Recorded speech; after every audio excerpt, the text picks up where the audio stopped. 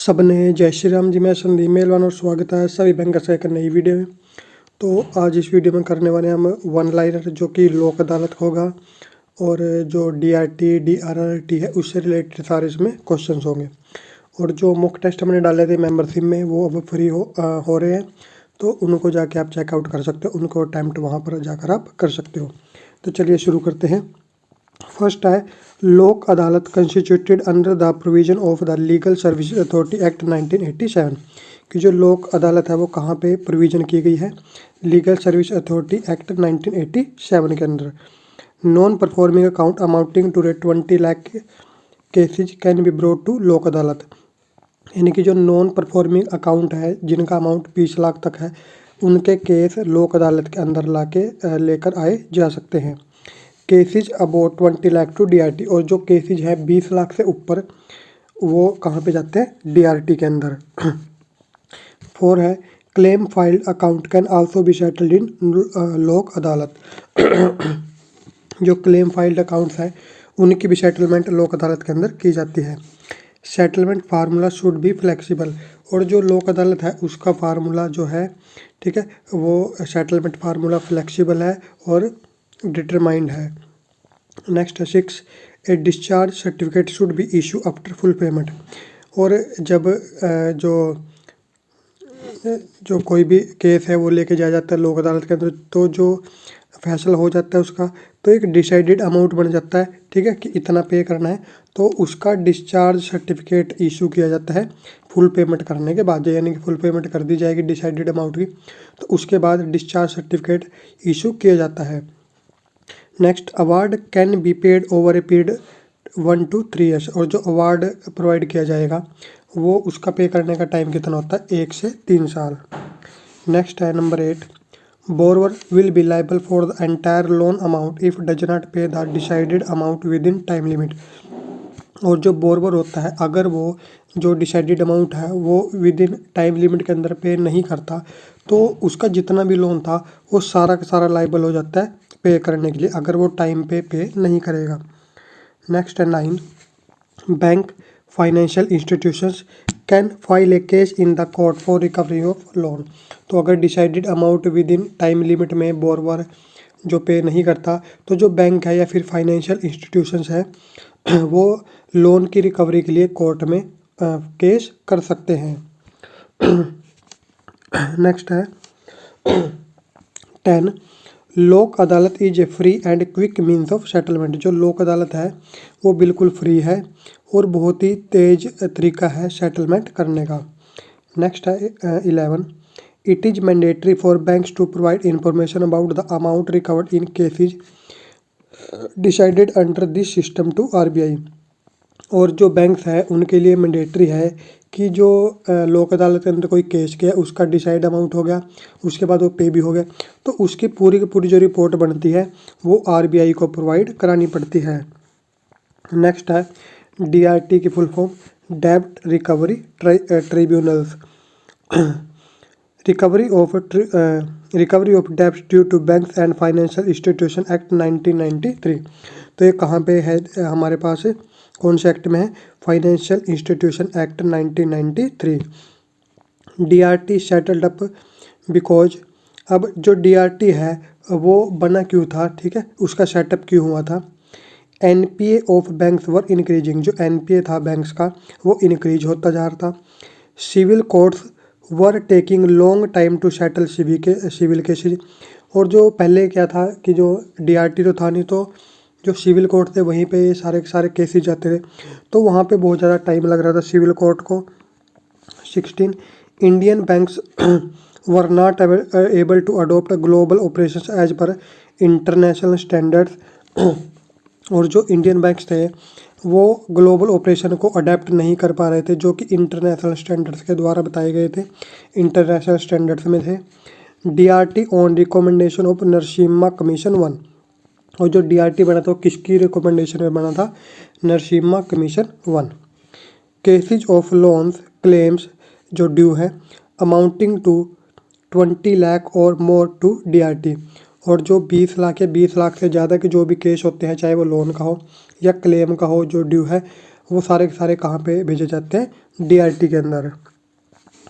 Next है 19, person in authority of DRT is called presiding officer. और जो DRT का जो अथॉरिटी पर्सन होता है उसको क्या बोलते हैं, presiding officer. General registrar and recovery officer appointed for general administration. और वहाँ पे एक जर्नल रजिस्ट्रार और रिकवरी ऑफिसर भी अपॉइंट किया जाता है जर्नल एडमिनिस्ट्रेशन के लिए। नेक्स्ट DRRT, डेब्ट रिकवरी रिवीजन ट्रिब्यूनल। ठीक है, DRRT की फुल फॉर्म क्या होगी, डेब्ट recovery revision tribunal. 22, appeal can be made within 45 days by the bank और borrower against decision of DRT। यानी कि अगर बैंक या फिर जो बोरोवर है वो DRT के डिसीजन से संतुष्ट नहीं है तो वो 45 दिन के अंदर DRRT के अंदर अपनी जो अपील कर सकता है। 23, to file a appeal the borrower has to deposit 75% of the amount awarded. तो जो बोरोवर था उसको जो अवार्ड मिला था, जो पैसे मिले थे, तो लेकिन अगर उससे संतुष्ट नहीं है और वो DRRT के अंदर अपील करना चाहता है तो उसको 75% अमाउंट जो अवार्ड का है वो पहले डिपॉजिट कराना पड़ेगा। 24, this 75% amount can be reduced by chairman. और जो 75% जो आंकड़ा है इसको कम भी किया जा सकता है चेयरमैन के द्वारा। 25, bank is not required to deposit any amount. लेकिन अगर बैंक अपील करता है तो उसको कोई भी जो अमाउंट डिपॉजिट करने की जरूरत नहीं है। 26, after decision by DRT the bank applies for issuance of recovery certificate.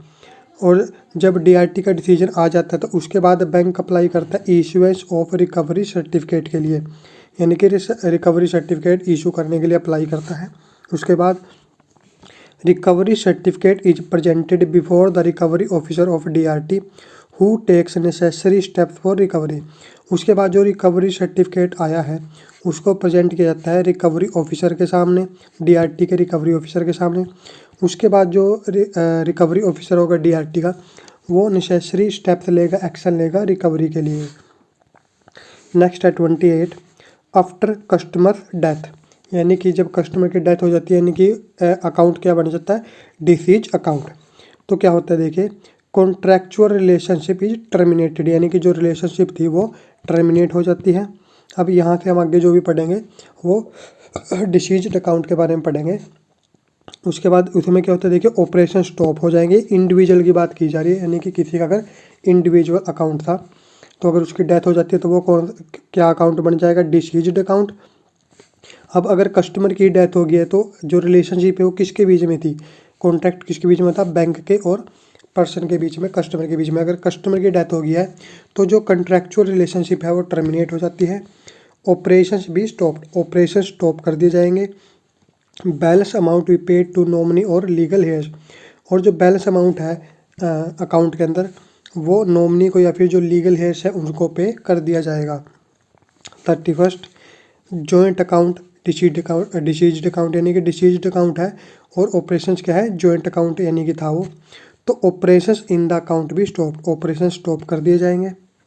उसके बाद अगर जो मोड ऑफ ऑपरेशन क्या था, आइदर और सर्वाइवर या फिर फॉर्मर और सर्वाइवर, तो क्या होगा, survivor be paid the balance amount. तो जो सर्वाइवर है उसको बैलेंस अमाउंट पेड कर दिया जाएगा। उसके बाद जॉइंट ऑपरेशंस अगर थे तो क्या होगा, payment to legal heirs and survivor. तो अगर जॉइंट ऑपरेशन था, मोड ऑफ ऑपरेशन क्या था, जॉइंट, तो जो पेमेंट किसको की जाएगी, लीगल हेयर्स को।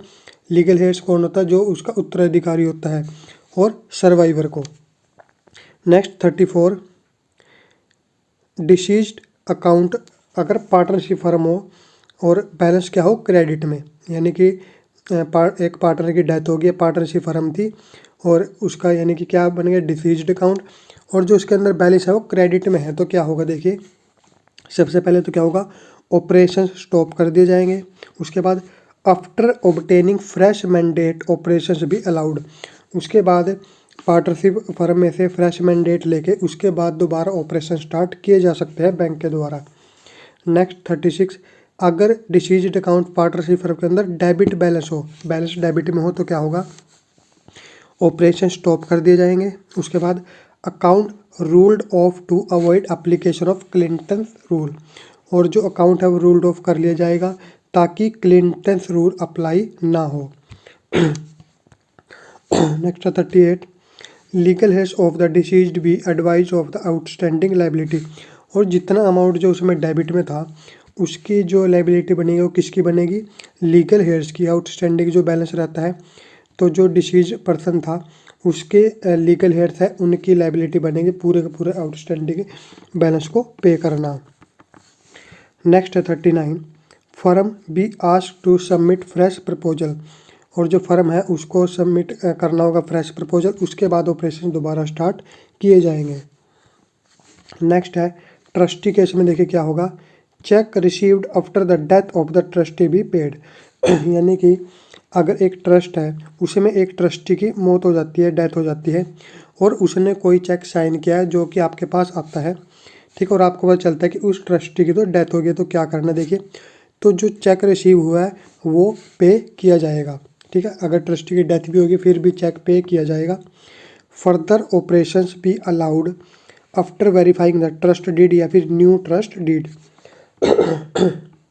यानी कि जो ऑपरेशंस है आगे के अकाउंट के ऑपरेशंस, वो पहले जो ट्रस्ट डीड है उसके अकॉर्डिंग, या फिर नई ट्रस्ट डीड बनाई जाएगी उसके अकॉर्डिंग जो ऑपरेशंस है वो आगे अलो किए जाएंगे।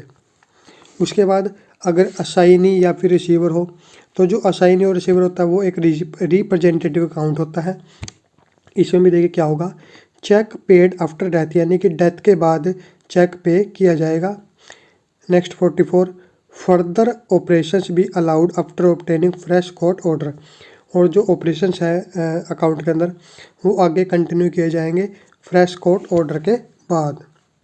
नेक्स्ट लिक्विडेटर भी क्या होता है, एक रिप्रेजेंटेटिव अकाउंट होता है। चेक इसमें भी पे किया जाएगा आफ्टर डेथ के बाद। और operations allowed after fresh court order, और जो ऑपरेशंस है वो दोबारा कब शुरू किए जाएंगे, जब फ्रेश कोर्ट ऑर्डर आ जाएंगे। Next director in A company, अगर किसी कंपनी के अंदर डायरेक्टर और उसकी डेथ हो जाती है तो चेक पे किया जाएगा आफ्टर डेथ के बाद भी। Further operations as per fresh board resolution, और जो ऑपरेशंस है अकाउंट के वो फ्रेश बोर्ड रेजोल्यूशन के बाद स्टार्ट कर दिए जाएंगे। नेक्स्ट है 50, एग्जीक्यूटर और एडमिनिस्ट्रेटर, तो इसमें क्या होगा, ये भी एक रिप्रेजेंटेटिव अकाउंट होता है। चेक पेड आफ्टर डेथ, यानी कि डेथ होने के बाद भी चेक पे किया जाएगा। Further operations after court order, और जो फर्दर ऑपरेशंस है आगे के जो ऑपरेशंस है अकाउंट के अंदर वो नया कोर्ट ऑर्डर आने के बाद स्टार्ट किए जाएंगे। नेक्स्ट है एजेंट्स, तो एजेंट्स में देखिए क्या होगा, cheque paid as principal is alive, यानी कि अगर किसी एजेंट ने साइन किया है और उसकी डेथ हो जाती है तो जो चेक है वो पे किया जाएगा। क्यों, क्योंकि जो एजेंट है जो प्रिंसिपल है वो अभी अलाइव है, एजेंट की डेथ हुई है, प्रिंसिपल की डेथ नहीं हुई है।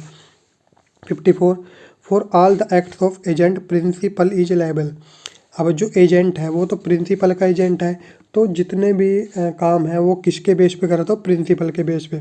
तो अगर एजेंट की डेथ हो भी जाती है तो भी लायबल कौन होगा, प्रिंसिपल लायबल होगा। अगर वो कल डिसऑनर हो जाता है, कुछ भी होता है, लायबल कौन है, प्रिंसिपल, तो यानी कि चेक पे किए जाएंगे। Next 55, at death of principal all cheque signed by agent have to return, लेकिन अगर प्रिंसिपल की ही डेथ हो जाती है तो जितने भी चेक आपके पास आएंगे वो सारे रिटर्न कर दिए जाएंगे। क्यों, क्योंकि लाइबिलिटी अब किसी की नहीं रही है, जो लाइबिल पर्सन था जिसकी लाइबिलिटी थी उसकी डेथ हो गई है, एजेंट तो सिर्फ आगे क्या था, उसका काम कर रहा था, वो सिर्फ आगे एजेंट था। तो अगर प्रिंसिपल की डेथ हो जाएगी तो जो चेक है वो पे नहीं किए जाएंगे। तो ये थे हमारे पास वन लाइनर, और आपके पास जो PDF है वो आपके पास वहाँ पे डलती जा रही है ग्रुप के अंदर, और जिसको भी करना है वो वहाँ पे परचेज कर सकता है जो PDF लेने के लिए। और बाकी जो मॉक टेस्ट है वो आपके डेली 4-5 हम फ्री करते जा रहे हैं, तो वहाँ पे जाके आप अपने जो मॉक टेस्ट है वो भी आप अटैम्प्ट कर लीजिए। तो इस वीडियो में इतना ही, मिलेंगे नेक्स्ट वीडियो में, तब तक के लिए सबको जय श्री राम।